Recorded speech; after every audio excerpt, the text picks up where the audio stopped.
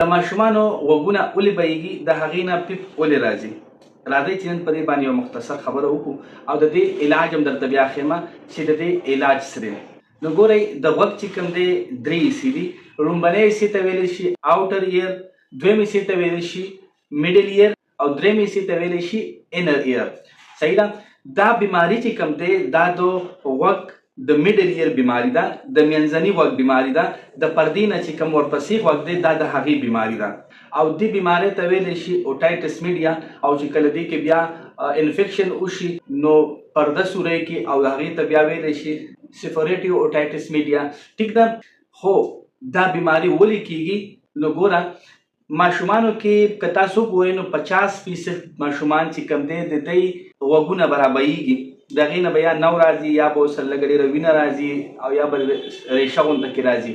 ټیک ده. اوس چې داسې ماشوم موږ له راشي نو هغې څه وایي؟ هغې دا وایي چې د ده په غوږ کې دانه وه، درد یې کو ډاکټر صاحب او اوس چې کوم دی هغه دانه ماته شوه، درد یې ختم شو خو دا رابهیږي. نو دا هغې ته ښه کار ښکاري چې ګینه دانه وه ماته شوه او اوس غوږ ټیک شو. نو داسې بلکل نه ده.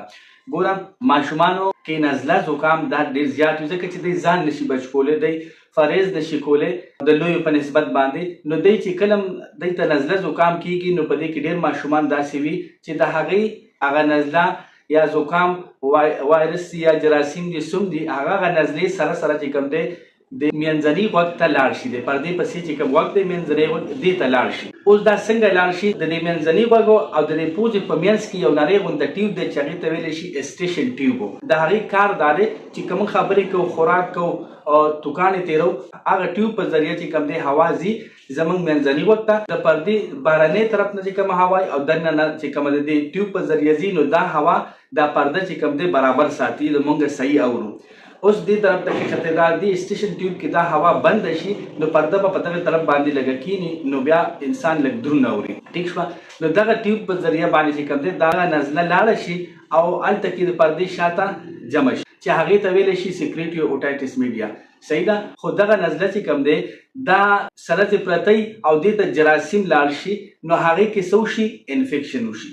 چې انفیکشن وشي نو هغې نزلې نه چې کوم دی نو جوړ شي او هغه ځان سره دا پرده تکه سره کړي چې هغه ډېر زیات درد کوي او ماشوم بار بار همدغه چیغې وایي چې غوږ مې خوږېږي غوږ مې خوږېږي. نو کله دغه انفیکشن زیات شي نو داسې چل وکړي دا پرده سوری کړي. چې پرده سوری کړي نو دغه نزله دغه نو پیپ راوځي، دا پردې طرف راوځي، دردونه ختم شي خو څه وشي؟ پرده سوری شي. خو که دا ماشوم د ده علاج وشو دا نو پیپ بند شو نو د دې ماشوم دا پرده مو سره بندېدی شي. خو که نه دا مسلسل دته نزله زکام کیږي او دا ښه کیږي او بیا پیپ راځي ریشه راځي د غوږ نه بار بار داسې کیږي نو دی به لویږي او دا سورې دا به همدغسې پاتې شي نه به بندېږي ځکه چې د دې داسې دوایي نشته چې دا بند شي، دا به په خپل طاقت باندې بندېږي. ټیک ده. دا دوایانې چې کوم ورسره خورو دا صرف دې دپاره دي چې داسې کوم دی دا ریشه دا پیپ دا بند شي. پوه شوئ تاسو په خبره؟ نو ډېر تفصیلي پې نه ده ما بیا ټاپک اوږدېږي خو دا نن سبا چې کوم مین وجې دی چې د دې نه د دې مور او پلار خبر شي چې دا څه چل کېږي دا پیپ څنګه راشي ولې راشي. صحیح ده. اوس زه تاسو ته د دې علاج ښیم. نو ګوره ماشوم وایي په غوږ مې درد دی او درد ورته کېږي او د ده هغې نه مخکې لږه نزله زکام هم شوي یا یي ورته نو کوشش کوئ چې ډاکټر له ډایرکټ بوځئ ENT والے له. د هغې وجه دا ده چې هغه ورته هغه ټایم ډایرکټ علاج شروع کړي نو د ده پرده به د سوری کېدو نه بچ شي. صحیح ده.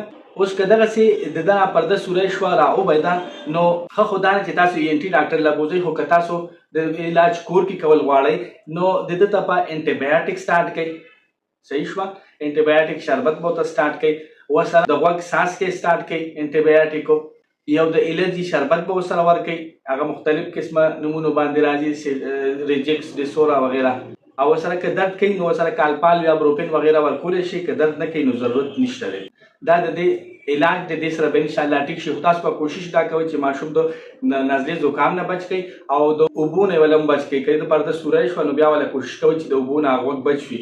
که هغه پیپ کوي او که نه کوي نو ماشوم ته سر وینځئ یا یې لمبوئ نو غوږ کې به وله غوړ مالوچ یا شړشمو تیلو سره مالوچ غوړ کوئ یا وزلینو سره اغوڼ به کړئ بوجه به وله غوږ کې کښېنئ چې دې ته اوبه نه ځي. که دې ته اوبه ځي نو که دا نوم کوي نو پرده خو سره یا لړي، او که دې ته اوبه لاړې شي نو اوبو سره جراثیم لاړ شي او بیا نو شروع کړي. نو دا احتیاط به تاسو کوئ. ټیک ده. اوس ماته اجازت راکړئ. الله حافظ.